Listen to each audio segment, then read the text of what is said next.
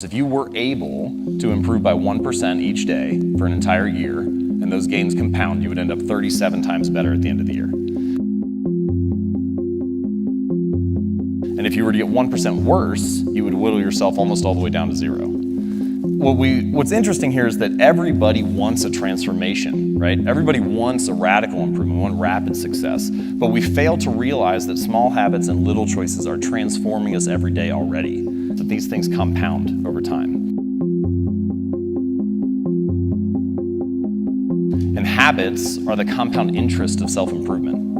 And so if you can learn to master those, then you can make time work for you rather than get against you, right? Good habits make time your ally, bad habits make time your enemy. Today I'm going to teach you how to build the habits that you need to get the results that you want.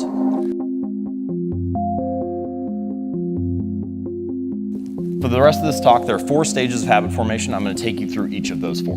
Noticing, wanting, doing, and liking. Noticing, wanting, doing, and liking. You cannot perform a habit or take an action if you do not notice something. I need to see a coffee cup sitting on the side in order to pick it up first, but it's not in my realm of knowledge. If I don't know it exists, I can't do anything about it. But then I need to want it. I need to want to drink coffee and pick it up. Then there's doing. You actually do the habit. And then I need to enjoy the reward. I need to enjoy drinking the coffee to repeat it again. So noticing, wanting, doing, and liking. Let's talk about each one. One of my favorite things about noticing, one of my favorite strategies for discussing it, it's called implementation intentions. And there are hundreds of studies on this, over 100 studies on implementation intention. I'll just give you the simple version here. So one of my favorite studies is about exercise. And they had 3 cohorts in this study. So they have first cohort, they said, I just want you to track how often you work out over the next few weeks. Second group, they said, we want you to track how often you exercise, but we're also going to give you a motivational speech presentation, talk about the benefits of heart health, why habits are good for you, and so on. So this is the motivated group. The third group, they got the same presentation, so they were equally motivated, and then they did one thing differently. And that one thing was they filled out this sentence. They said, during the next week, I will partake in at least 20 minutes of vigorous exercise on this day, at this time, in this place, right? They specifically stated their intention to implement the behavior. Here's what happened. First group, 1 out of 3 of them worked out.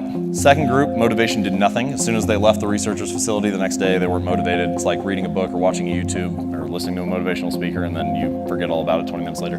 But the third group, the group that had a specific plan for how they were going to implement the behavior, 9 out of 10 of them worked out. So you can increase your odds of success 2 to 3x just by having a specific plan. And this is the insight. Many people think that they lack motivation when what they really lack is clarity.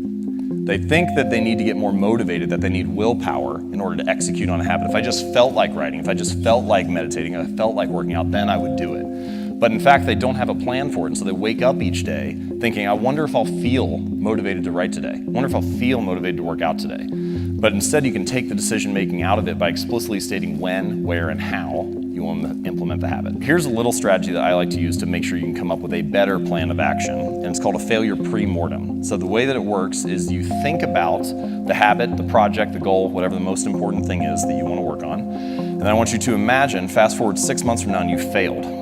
And then tell the story of why you failed. What happened? What challenges did you encounter? Once you have all that stuff laid out on the table in front of you, you can start to make better choices about how to develop a plan. You can start to have if-then plans. So not only do I want to exercise for 20 minutes on Monday at 5 p.m., but also if I do not exercise, then Tuesday morning at 7 a.m. I will go in, right? You can have ways to adjust for these challenges.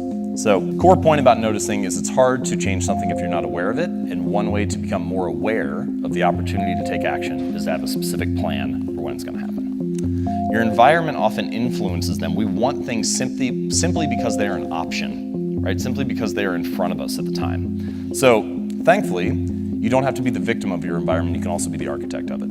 You can decide to design something to make your good behaviors easier and your bad behaviors harder.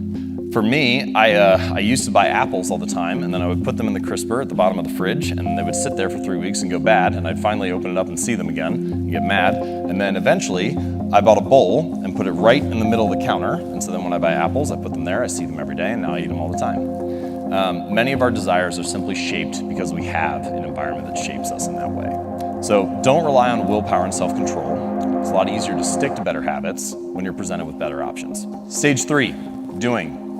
There's this professor at the University of Florida. He would have this film photography class, and he'd bring the class in, and he would split them into 2 groups.